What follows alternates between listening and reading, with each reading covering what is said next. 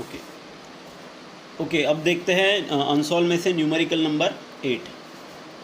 The tube of mercury barometer is 1 centimetre in a diameter. What correction due to capillarity with the effect of meniscus is to be applied to barometer reading if the surface tension of mercury is 435.5 dyne per centimeter and angle of contact of mercury with the glass is 140 degree. Density of mercury is given, that is 13,600 kg per meter cube. तो इस numerical में हमें दिया हुआ है कि हमारे पास एक बैरोमीटर है. सो बैरोमीटर स्पेशली प्रेशर मेज़रमेंट करने का एक डिवाइस है. तो बैरोमीटर में क्या होता है, बैरोमीटर में एक रिजर्वायर होता है, ओके, मर्क्यूरी का, जिसके अंदर एक रिजर्वायर होता है मर्क्यूरी का, ओके, जिसके अंदर एक ग्लास ट्यूब डीप की हुई होती है. तो अभी अगर ये मीटर है तो इसके ऊपर मार्किंग भी रहेगी 0, 1, 2, 3, 4. तो इस न्यूमेरिकल में हमें पूछा है कि जो हमारी ट्यूब है, बैरोमीटर की ट्यूब है, उसका डायमीटर हमें दिया हुआ है, ओके, जो कि है 1 सेंटीमीटर. मतलब उसको हम ये डायमीटर दिया हो तो हम रेडियस निकालेंगे, ओके. तो रेडियस आएगी 1/2 सेंटीमीटर, जो कि है 0.5 सेंटीमीटर, मतलब 5 × 10⁻³ मीटर. और हमें सरफेस टेंशन दिया हुआ है डाइन पर सेंटीमीटर के फॉर्म में, तो इसे कन्वर्ट करेंगे हम न्यूटन पर मीटर के फॉर्म में. हमें डेंसिटी दी हुई है मर्क्यूरी की, और हमें एंगल ऑफ कांटेक्ट भी दिया हुआ है ग्लास और मर्क्यूरी के बीच का. तो अब बेसिक, और यहाँ पे एंगल ऑफ कांटेक्ट दिया है तो उससे हम कॉस की वैल्यू भी निकाल सकते हैं, कॉस थीटा की वैल्यू. तो कॉस थीटा की वैल्यू निकालने का वही तरीका है हमारा, ओके. कॉस 140 को हम लिख सकते हैं 180 - 40 डिग्री, और 180 - थीटा और 40 degree is equal to minus cos of 40 degree. और इस तरीके से हमें कॉस थीटा की वैल्यू मिलेगी. इसको आप नेचुरल कोसाइन के टेबल से फाइंड कर सकते हैं. अब यहाँ और जी की वैल्यू वही रहेगी 9.8 मीटर पर सेकेंड. तो अब जब हम ये ग्लास कैपिलरी ट्यूब या फिर ये जो ट्यूब है बैरोमीटर की, ये डीप करेंगे बैरोमीटर में, तो ज़ीरो कहाँ सेट करना. आपको भी पता है जब हम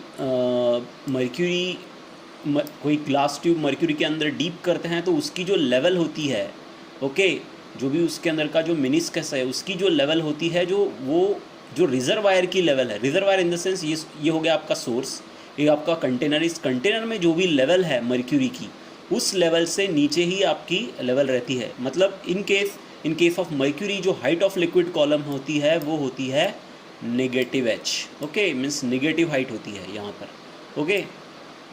तो अब आप जो भी ज़ीरो है, अब आप ज़ीरो रिजर्वायर की जो लेवल है वहाँ पे तो सेट नहीं कर सकते. अब आपको ज़ीरो को रिजर्वायर की लेवल के नीचे सेट करना पड़ेगा. तो ये जो आप ज़ीरो को रिजर्वायर मतलब ये जो लेवल है, ये हो गई हमारी रिजर्वायर की लेवल, ओके, रिजर्वायर की लेवल, ओके, लेवल, ओके. तो ये लेवल के नीचे ही आपको ज़ीरो को सेट करना पड़ेगा. तो ये ज़ीरो निकालना मतलब आपको ये हाइट निकालनी पड़ेगी, ओके, ये नेगेटिव एच की वैल्यू निकालनी पड़ेगी, और ये नेगेटिव एच की वैल्यू और कुछ न होते हुए वो करेक्शन है जिसके मदद से आप इस बैरोमीटर ट्यूब के ऊपर रीडिंग प्लेस कर सकते हो, या फिर मार्किंग कर सकते हो, ओके. तो यहाँ पे दिया हुआ है to find the correction due to capillary action, that is correction due to capillary rise और फॉल,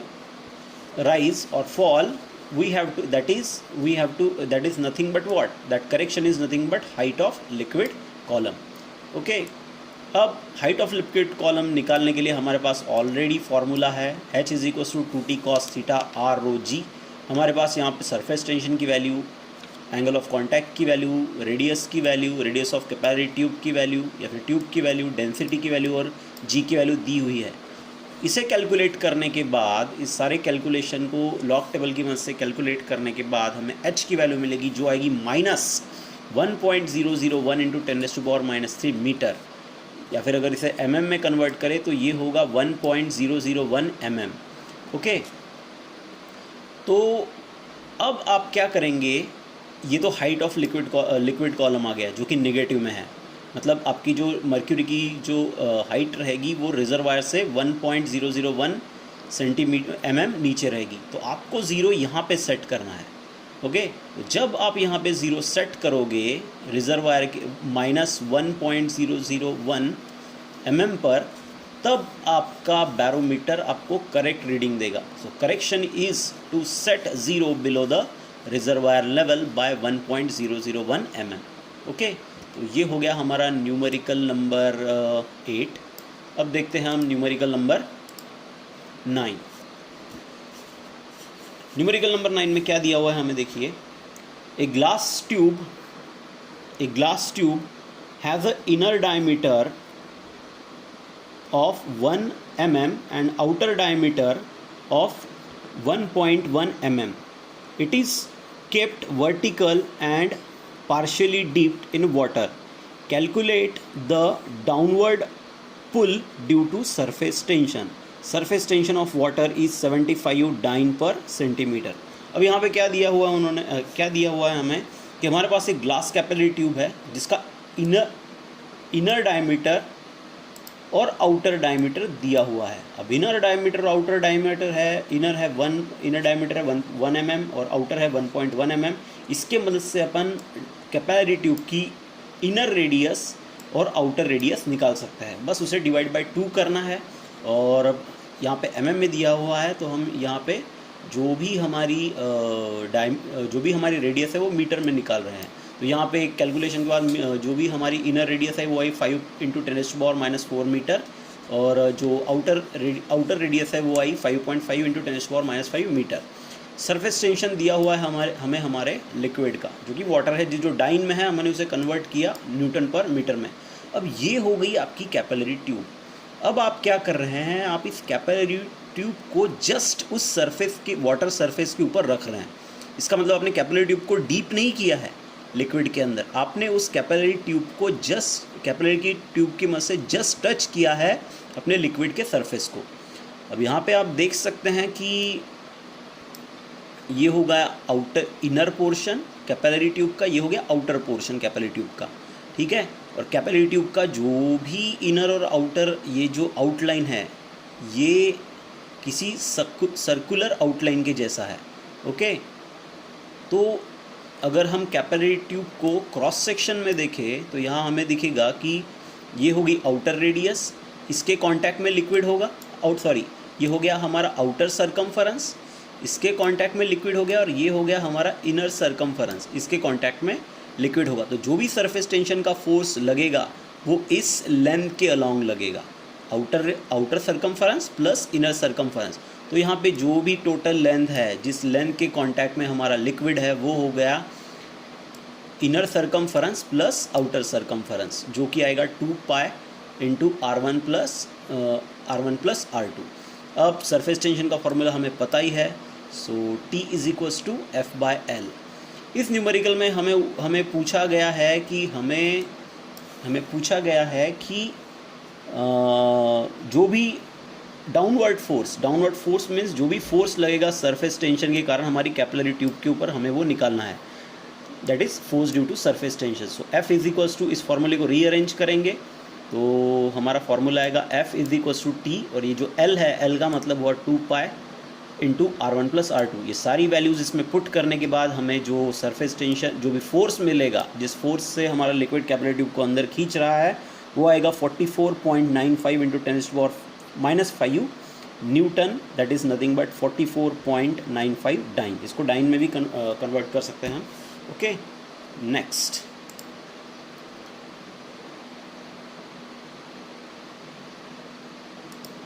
ओके, अब है हमारा next numerical number 10।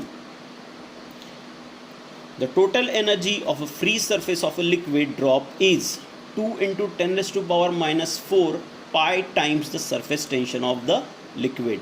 What is the diameter of drop? Assume all terms in SI units. अब उन्होंने क्या दिया हुआ है हमें, इस न्यूमेरिकल में हमें क्या दिया हुआ है कि जो भी हमारा सरफेस एनर्जी है, हमारे लिक्विड की जो भी सरफेस एनर्जी है वो किसके बराबर की है? वो बराबर है 2 इंटू 10⁻⁻⁴ पाई, इस फैक्टर के 2 into 10⁻⁻⁴ pi multiplied by T. Okay, तो जो भी हमारा ये सरफेस एनर्जी है वो 2 इंटू 10⁻⁻⁴ पाई टाइम्स सरफेस टेंशन है।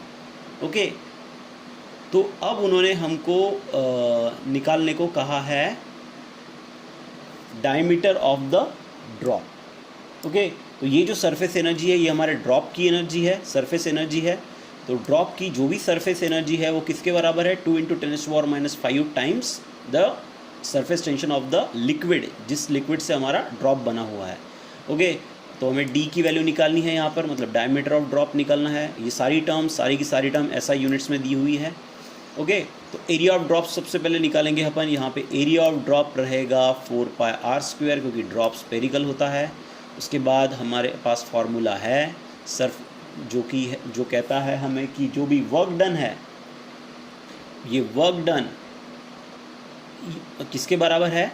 Surface tension times change in area और एरिया। ओके, तो यहाँ पे सरफेस एनर्जी जो है वो किसके बराबर रहेगी? वर्क डन के बराबर रहेगी, वो वर्क डन जो हमें उस ड्रॉप को बनाने के लिए लगा। तो इसीलिए मैंने DW, यहाँ पे DW मीन्स वर्क डन और सरफेस एनर्जी दोनों सेम है, तो वर्क डन की जगह सरफेस एनर्जी का जो भी रिलेशन दिया हुआ है सरफेस एनर्जी और सरफेस टेंशन का, वो मैंने यहाँ पे लिखा।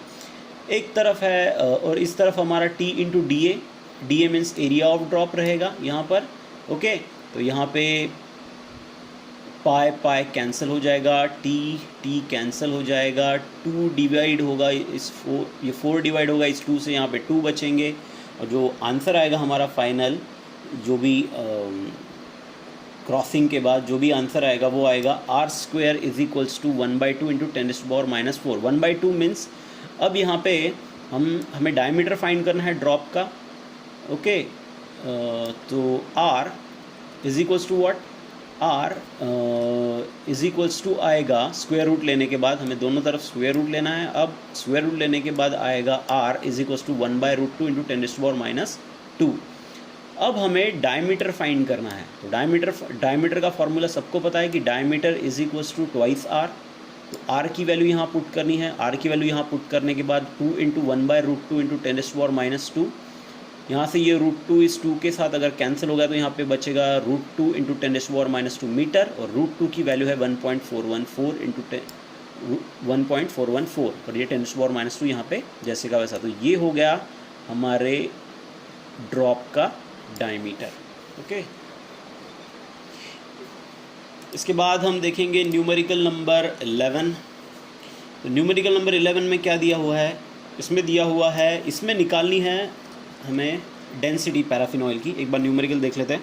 Calculate the density of paraffin oil if the glass capillary of diameter 0.25 mm is deep in a paraffin oil of surface tension 0.0245 Newton per meter, rise a height of 4 centimeter. Angle of contact of paraffin oil with glass is 28 degree and acceleration due to gravity is 9.8 meter per second square.